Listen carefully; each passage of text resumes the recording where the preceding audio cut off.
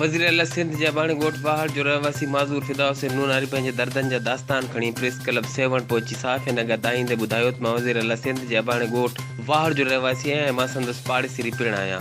मां हिकु बेवस मिसकीन माज़ूर बेरोज़गार ऐं लाचार बणियल नौजवान आहियां। मुंहिंजो पोड़ो पीउ सिरनि जी भट्टी ते मज़दूरी कंदो आहे। काश मां माज़ूर न हुजां हा त पंहिंजे पोड़े बाबा साईं जी मदद करे सघां हा।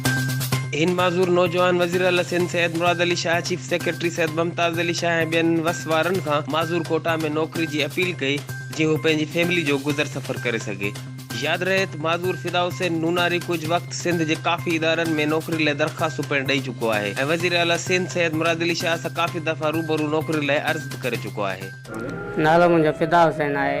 अल्लाह बख़्शाया CM सिंध जे ॻोठ में सैयद मुराद अली शाह वटि ग़रीब आहियां, मिसकिन आहियां, यतीम आहियां। मूंखां मसइलो इहो आहे त मूंखे माज़ूर कोटा में मतिलबु नौकरियूं आहिनि, मूंखे माज़ूर कोटा में नौकरी खपे। अप्लाई कई आहे 2-3 दफ़ा, हिनमहिल बि अप्लाई कई आहे गवर्नमेंट ऑफ फूड में हैदराबाद।